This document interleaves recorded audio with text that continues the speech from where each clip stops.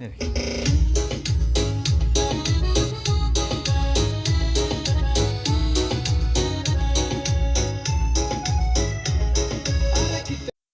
दोस्तों, कैसे हैं आप सब। आप सभी का स्वागत है आपके अपने YouTube चैनल पर। और आज की हमारी कहानी शुरू करने से पहले जो भी चैनल पर पहली बार आए हैं या जिसने भी अभी तक चैनल को सब्सक्राइब नहीं किया है तो जल्दी से जाकर चैनल को सब्सक्राइब करें और घंटी का बटन दबाकर ऑल का आइकन जरूर प्रेस कर लें ताकि हमारी कहानियों की नोटिफिकेशन आप तक सबसे पहले पहुंचती रहे और आप हमारी कहानियों का आनंद उठाते रहें।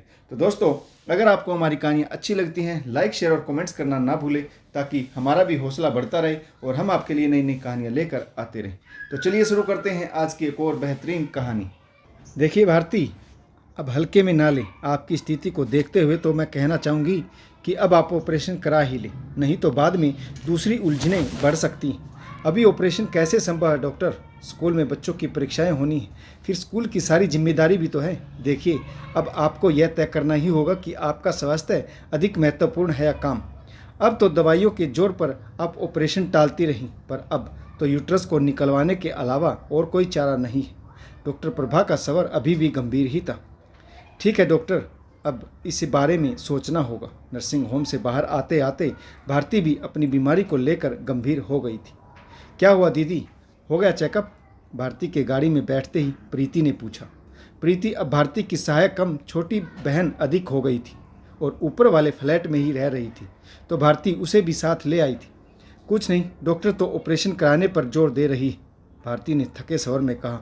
कुछ देर चुप रही। चुप्पी तोड़ते हुए प्रीति ने कहा, दीदी आप ऑपरेशन करा ही लो। कल रात को भी आप दर्द से काफ़ी तड़फ रही थी। रही बात स्कूल की, तो हम सब और टीचर्स हैं ही सब संभाल लेंगे। फिर अगर बड़ा ऑपरेशन है तो इस छोटी की जगह में क्यों, आप दिल्ली ही जाकर आओ ना, वहाँ तो सारी सुविधाएं। भारती अब कुछ सहज हो गई थी। हाँ, इसी बहाने कुछ दिन बच्चों व अपने घर परिवार के साथ रहने को मिल जाएगा। वैसे तो छुट्टी मिल नहीं पाती। किशोर उम्र के बच्चों का ध्यान आता है तो कभी कभी लगता है कि बच्चों को जितना समय देना चाहिए था दिया नहीं। मन में कसक सी उठती है। रोहित 12वीं में है, कैरियर ईयर है। रश्मि भी 9वीं कक्षा में आ गई। यहाँ इस स्कूल की प्रिंसिपल हूँ, इतने बच्चों को संभाल रही हूँ, पर अपने स्वयं के बच्चे जैसे छूट से गए। तुम ठीक कह रही हो प्रीति, मैं आज ही अजय को फ़ोन करती हूँ, फिर छुट्टी के लिए आवेदन करूँगी। स्कूल में कौन सा काम किसको संभालना है। भारती मन ही मन इसकी रूप रेखा तैयार करने लगी। घर में आते ही प्रीति ने भारती को आराम से सोफे पर बिठा दिया और बोली, दीदी अब आप थोड़ा आराम कीजिए और हाँ, किसी चीज़ की ज़रूरत हो तो आवाज़ दे देना, अभी मैं आपके लिए चाय बना देती हूँ। और कुछ लेंगी आप? और कुछ नहीं, बस चाय ही लूँगी। प्रीति अंदर चाय बनाने चल दी।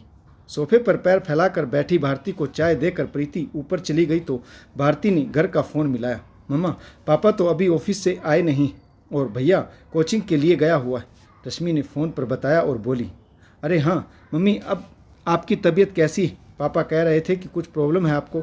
हाँ बेटा, रात को फिर दर्द उठा था। अच्छा, पापा आए तो बात करा देना। और हाँ, तुम्हारी पढ़ाई कैसी चल रही है? नीमा काम तो ठीक कर रही है ना? अब ओके है, सब ओके है मम्मी। भारती ने फ़ोन रख दिया। घड़ी पर नज़र गई, अभी तो 7 ही बजे। अजय 8 बजे तक आएंगे। नौकरानी खाना बनाकर रख गई थी, पर अभी खाने का मन नहीं था। सोचा डायरी उठाकर नोट कर ले कि स्कूल में कौन सा काम किसको देना है। दिल्ली जाने का मतलब है कम से कम महीने भर की छुट्टी, क्या पता और ज़्यादा समय भी लग जाए।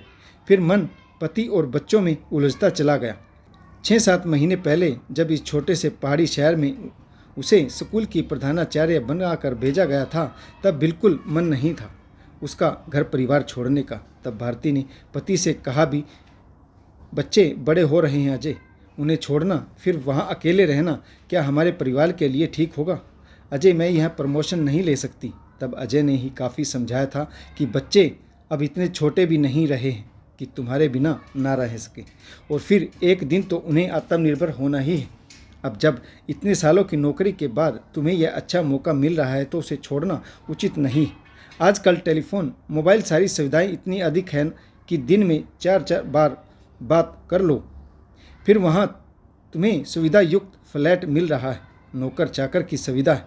तुम्हें छुट्टी नहीं मिलेगी तो हम लोग आ जाएंगे, अच्छा खासा घूमना भी हो जाया करेगा।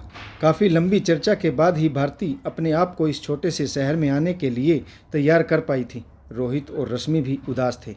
उन्हें भी अजय ने समझा बुझा दिया था कि माँ कहीं बहुत दूर तो नहीं जा रही, 1-2 साल में प्रधानाचार्य बनकर यहीं आ जाएगी।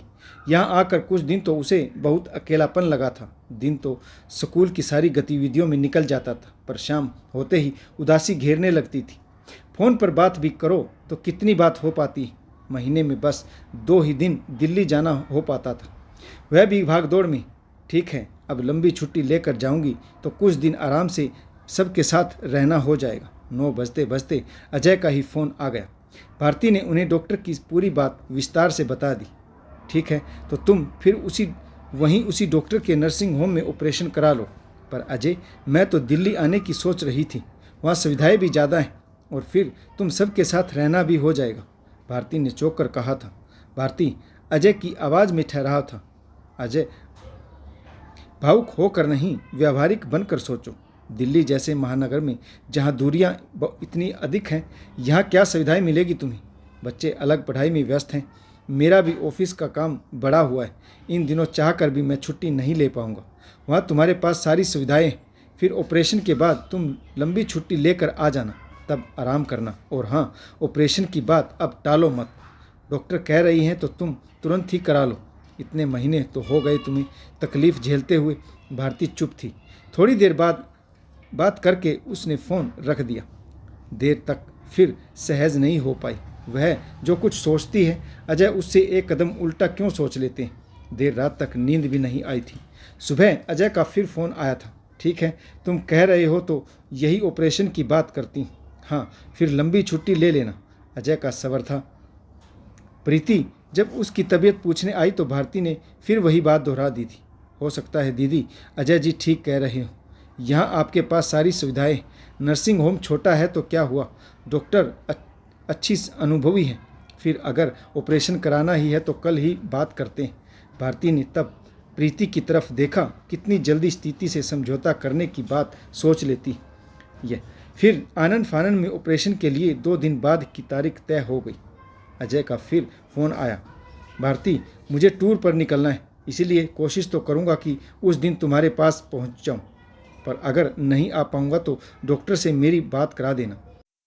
हुआ भी यही। ऑपरेशन करने से पहले डॉक्टर प्रभा की फ़ोन पर ही अजय से बात हुई थी, क्योंकि उन्हें अजय की अनुमति लेनी थी।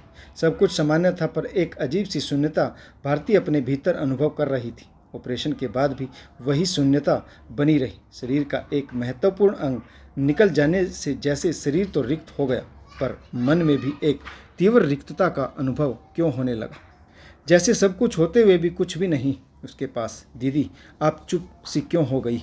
आपके टाँके खुलते ही डॉक्टर आपको दिल्ली जाने की इजाज़त दे देगी। बड़ी गाड़ी का इंतजाम हो गया है, स्कूल के 2 हेल्प बॉय भी आपके साथ जाएंगे। अजय जी से भी बात हो गई, प्रीति कहे जा रही थी। तो क्या अजय जी उसे लेने भी नहीं आ रहे? भारती चाह कर भी कुछ पूछ नहीं पाई। उधर प्रीति का बोलना जारी था। दीदी, आप चिंता ना करें, पूरा परिवार है, सब संभाल लेंगे आपको। परेशानी तो हम जैसे लोगों की है जो अकेले रह रहे हैं। पर आज भारती प्रीति से कुछ नहीं कह पाई। लग रहा था कि जैसे उसकी और प्रीति की स्थिति में अधिक फर्क नहीं रहा। हालांकि अजय के औपचारिक फ़ोन आते रहे थे, बच्चों ने भी कई बार बात की थी, पर उसका मन अनमना सा ही बना रहा। अभी सीढ़ियाँ चढ़ने की मनाही थी, पर दिल्ली के फ्लैट में लिफ्ट थी तो कोई परेशानी नहीं हुई। चलो, घर आ गई हो तुम, अब आराम करो। अजय की मुस्कुराहट भी आज भारती को ओढ़ी हुई लग रही थी। बच्चे भी 2 बार आकर कमरे में मिल गए। फिर रोहित को दोस्त के यहाँ जाना था और रश्मि को डांस स्कूल में। अजय तो व्यस्त थे ही। नौकरानी आकर भारती के कपड़े बदलवा गई। फिर वही अकेलापन था। शायद यहाँ और वहाँ की परिस्थिति में कोई खास फर्क नहीं था। वहाँ तो फिर भी स्कूल के स्टाफ के लोग थे जो संभाल जाते। प्रीति एक आवाज़ देते ही नीचे आ जाती, पर यहाँ तो दिन भर वही रिक्तता थी। बच्चे आते भी तो अपने पापा को घेर कर बैठे रहते। उनके कमरे से आवाज़ें आती रहती, रश्मि के चहकने की, रोहित के हंसने की। शायद अब ना तो अजय के पास भारती से बतियाने का समय है और ना ही बैठने का, और न ही बच्चों के पास। आखिर यह हुआ क्या है? 2 ही दिन में उसे लगने लगा कि जैसे उसका दम घुटा जा रहा है। उस दिन सुबह बाथरूम में जाने के लिए उठी ही थी कि पास के स्टूल से ठोकर लगी और एक चीख सी निकल गई थी। दरवाजे का सहारा नहीं लिया होता तो शायद गिर ही पड़ती। क्या हुआ? अजय यह कहते हुए बालकनी से अंदर की ओर दौड़े। कुछ नहीं, वह हाँफते हुए कुर्सी पर बैठ गई। भारती, तुम्हें अकेले उठकर जाने की क्या ज़रूरत थी? इतने लोग हैं, आवाज़ दे देती। कहीं गिर जाती तो और मुसीबत खड़ी हो जाती। अजय का सवर उसे और भीतर तक बिंद गया था। मुसीबत? हाँ, अब मुसीबत सी ही तो हो गई हूँ मैं। परिवार, बच्चे सबके होते हुए भी कोई नहीं है मेरे पास। किसी को परवाह नहीं है मेरी। चीख के साथ ही अब तक का रोका हुआ रुदन भी फूट पड़ा था। भारती, क्या हो गया है तुम्हें? कौन नहीं है तुम्हारे पास? हम सब है तो, परंतु लगता है कि बीमारी ने तुम्हें चिड़चिड़ा बना दिया है। हाँ, चिड़चिड़ी हो गई हूँ मैं। अब समझ में आया कि इस घर में मेरी अहमियत क्या है। इतना बड़ा ऑपरेशन हो गया, कोई देखने भी नहीं आया। यहाँ अकेली इस कमरे में लवारिस की तरह पड़ी रहती हूँ। किसी के पास समय नहीं है मुझसे बात करने का, पास बैठने का। भारती, अनावश्यक बातों को तूल मत दो। हम सबको तुम्हारी चिंता है, तुम्हारे आराम में विघ्न ना हो, इसीलिए कमरे में नहीं आते। सारा ध्यान तो रख ही रहे हैं। रही बात वहाँ आने की, तो तुम जानती ही हो कि सबकी दिनचर्या है। फिर नौकरी करने का, वहाँ जाने का निर्णय भी तो तुम्हारा ही था। इतना बोलकर अजय तेजी से कमरे से बाहर निकल गई। सन रह गई भारती। इतना सफ़ेद झूठ। उसने तो कभी नौकरी की इच्छा भी नहीं की थी। ब्याह कर आई तो ससुराल की मजबूरियाँ थी, तंग हाली थी। 2 छोटे देवर, नंद, सबकी जिम्मेदारी अजय पर थी। सास की इच्छा थी कि बहू पढ़ी लिखी है तो नौकरी कर ले, 2 पैसे घर में आएंगे तो घर की माली हालत सुधर जाएगी। तब भी कई बार हुक सी उठी मन में। सुबह से शाम तक काम से थक कर लौटती तो घर के और काम इकट्ठे हो जाते। अपने स्वयं के बच्चों को खिलाने का, उनके साथ खेलने का समय नहीं होता था। मेरे पास तो दुख होता कि अपने ही बच्चों का बालपन नहीं देख पाई। फिर यह बाहर की पोस्टिंग, भारती का तो कतई मन नहीं था घर छोड़ने का। यह तो अजय की ही जीत थी, पर कितनी चालाकी से सारा दोष उसी के माथे मढ़कर चल दी। इच्छा हो रही है कि चीख चीख कर रो पड़े, पर यहाँ तो सुनने वाला कोई भी नहीं था। पता नहीं बच्चों से भी अजय ने क्या कहा था। शाम को रश्मि और रोहित उसके पास आए। मम्मी, प्लीज़ आप पापा से मत लड़ा करो। सुबह आप इतनी ज़ोर ज़ोर से चिल्ला रही थी कि आस पड़ोस तक सुन ले। कौन कहेगा कि आप एक संप्रभात स्कूल की प्रिंसिपल हो? रोहित कहे जा रहा था। ठीक है, आप बीमार हो तो हम सब आपका ध्यान रख ही रहे हैं। यहाँ पापा ही है तो हैं जो हम सबको संभाल रहे हैं। आप तो वैसे भी वहाँ आराम से रह रही हो और यहाँ आकर पापा से ही लड़ रही हो। विस्फारित नेत्रों से देखती भारती सोचने लगी कि अजय ने बच्चों को भी अपनी ओर कर लिया है। अकेली है वह, सिर्फ वह, उसका त्याग किसी को दिखाई नहीं देता। इन दूरियों ने भारती को परिवार से भी बड़ी दूर कर दिया है। काफ़ी देर तक रोती रही, अंतर्मन के द्वंद्व से जूझती रही। वह क्या करे? क्या नौकरी से रिजाइन दे दे और अपनी गृहस्थी संभाले, या फिर जैसे चल रहा है वैसे ही चलने दे, वापस अपनी नौकरी पर लौट जाए? इन परिस्थितियों में भारती को क्या निर्णय लेना चाहिए? कमेंट्स बॉक्स में कमेंट्स करके जरूर बताएं। तो दोस्तों, आशा करता हूं आपको कहानी जरूर पसंद आई होगी। अगर आपको कहानी अच्छी लगे तो लाइक, शेयर और कमेंट्स करना ना भूलें, ताकि हमारा भी हौसला बढ़ता रहे और हम आपके लिए नई नई कहानियाँ लेकर आते रहें। तो कहानी पढ़ने के लिए आप सभी का बहुत बहुत धन्यवाद। जय हिंद, वंदे मातरम, भारत माता की जय। जय जवान, जय किसान।